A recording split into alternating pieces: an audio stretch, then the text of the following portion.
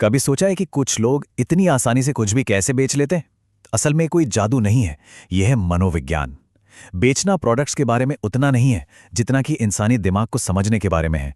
तो चलिए आज इसी के कुछ रहस्यों को समझते हैं। हाँ, यही वो सवाल है जो हमारे दिमाग में आता है ना? इसका राज जबरदस्ती बेचने में नहीं, बल्कि लोगों के दिमाग और उनकी भावनाओं को समझने में छिपा है। चलिए पता लगाते हैं कि ये आखिर काम कैसे करता है। देखिए, बेचने का खेल ना अब पूरी तरह से बदल चुका है। पहले क्या होता था? फीचर्स गिनाए जाते थे। अब भावनाओं को समझा जाता है। पहले सिर्फ बोला जाता था, अब ध्यान से सुना जाता है। तो यह सिर्फ कोई नई टेक्निक नहीं है, बल्कि सोचने का एक बिल्कुल अलग नजरिया है। आज हम 5 जरूरी हिस्सों पर बात करेंगे। शुरुआत करेंगे बेचने के मनोविज्ञान से, फिर समझेंगे कि भावनाएं कैसे बेची जाती हैं। इसके बाद हम विश्वास और कनेक्शन बनाने की कला सीखेंगे, इच्छा जगाने के तरीके जानेंगे और आखिर में निर्णय लेने की प्रक्रिया को आसान बनाने के रहस्य को समझेंगे। तो हमारा पहला कदम है मनोविज्ञान को समझना। देखिए, सफल बिक्री की नींव कोई खास तरकीब नहीं, बल्कि इंसानी दिमाग की गहरी समझ है। ये प्रोडक्ट के बारे में है ही नहीं, ये उस इंसान के दिमाग और दिल को समझने के बारे में है जिससे बात हो रही है। इस एक लाइन में बेचने के मनोविज्ञान का सबसे बड़ा राज छिपा है। पहले दिल निर्णय लेता है, फिर दिमाग उसे सही साबित करता है।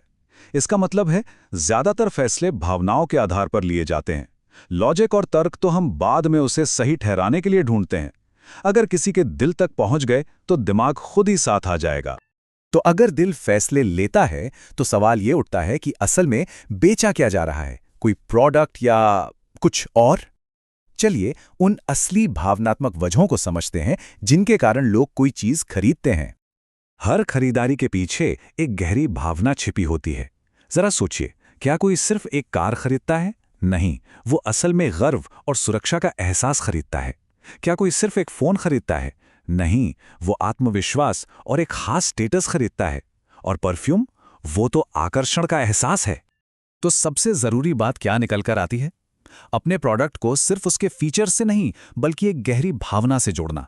क्योंकि अंत में लोग शब्दों को भूल जाते हैं, लेकिन उन्हें कैसा महसूस कराया गया ये हमेशा याद रहता है। तो भावनाओं को तो समझ लिया, लेकिन भावना से एक्शन तक का सफर कैसे तय होता है? ये सब मुमकिन होता है विश्वास से। अगर कोई भरोसा ही नहीं करता तो वो कोई प्रोडक्ट क्यों खरीदेगा, चाहे वो कितना भी अच्छा क्यों ना हो? प्रोडक्ट बेचने से पहले सामने वाले का विश्वास जीतना होता है। और ये कैसे होता है?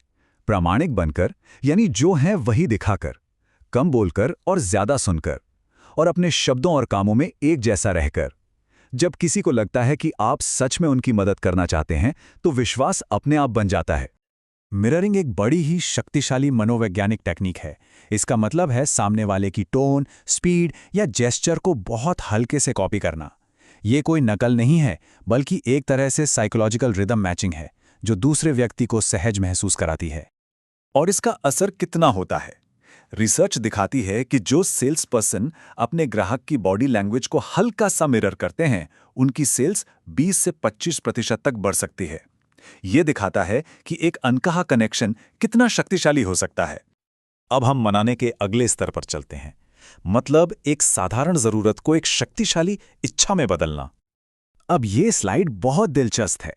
ये उन 5 गहरी मानवीय इच्छाओं को दिखाती है जो हमारे ज्यादातर फैसलों को चलाती हैं, जैसे खुद के बारे में बेहतर महसूस करना, सम्मान पाना या सुरक्षित महसूस करना। अगर आपका प्रोडक्ट इनमें से किसी एक इच्छा को छूता है, तो आप सिर्फ बेच नहीं रहे, आप एक गहरी मानवीय जरूरत को पूरा कर रहे हैं। इच्छा जगाने के लिए कहानी सुनाना सबसे बेहतरीन जरिया है। देखिए, तथ्य दिमाग में रहते हैं, लेकिन कहानियां वो दिल में बस जाती हैं, और जब बात दिल तक पहुंचती है तो शायद हाँ में बदल जाता है। सबसे असरदार कहानियां बेचने वाले या प्रोडक्ट के बारे में नहीं होती, बल्कि ग्राहक और उनकी संभावित यात्रा के बारे में होती हैं। जब वो खुद को कहानी का हीरो महसूस करते हैं, तभी वो भावनात्मक रूप से जुड़ते हैं। अब आते हैं सबसे क्रूशियल हिस्से पर। डील को दबाव डालकर नहीं, बल्कि निर्णय को आसान बनाकर कैसे क्लोज किया जाए। किसी को हाँ कहने के लिए गाइड करने में ये 3 मनोवैज्ञानिक ट्रिगर्स बहुत काम आते हैं। पहला है कमी का एहसास, मतलब ये ऑफर सीमित समय के लिए है। दूसरा है सामाजिक प्रमाण, मतलब हजारों लोग इसे पसंद करते हैं। और तीसरा है पारस्परिकता, यानी जब आप किसी को कुछ मुफ्त में देते हैं तो वो बदले में कुछ करने के लिए बाध्य महसूस करता है। अच्छा, बेचने का सबसे शक्तिशाली टूल क्या हो सकता है? शायद कोई सोचेगा कि ये कुछ कहने के बारे में है, लेकिन असल में ये चुप रहने के बारे में है। जब आप अपना ऑफर देने के बाद शांत रहते हैं तो ये सामने वाले को सोचने का मौका देता है। आपकी खामोशी आपका आत्मविश्वास दिखाती है और यही आत्मविश्वास ग्राहक में भी भरोसा पैदा करता है। देखिए, सवाल पूछने का तरीका ही सारा खेल बदल देता है। क्या आप इसे खरीदना चाहेंगे? जैसे सवाल का जवाब ना भी हो सकता है, लेकिन जब पूछा जाता है आप आज शुरू करना चाहेंगे या सोमवार से, तो दिमाग को हाँ के दो रास्तों में से एक चुनने का विकल्प दिया जाता है। ये शक्तिशाली विचार सारी बातों को एक साथ समेट लेता है। लोग प्रोडक्ट नहीं खरीदते, वे भावनाएं खरीदते हैं। वे शब्दों से नहीं, विश्वास और जुड़ाव से प्रभावित होते हैं। तो अब सवाल ये है, बेचने के अलावा जीवन में और कहाँ इन मनोवैज्ञानिक रहस्यों का इस्तेमाल किया जा सकता है, चाहे वो रिश्ते हों या फिर रोज की बातचीत? क्योंकि अंत में ये सब सिर्फ बेचने के बारे में नहीं है, बल्कि बेहतर तरीके से जुड़ने और समझने की एक कला है।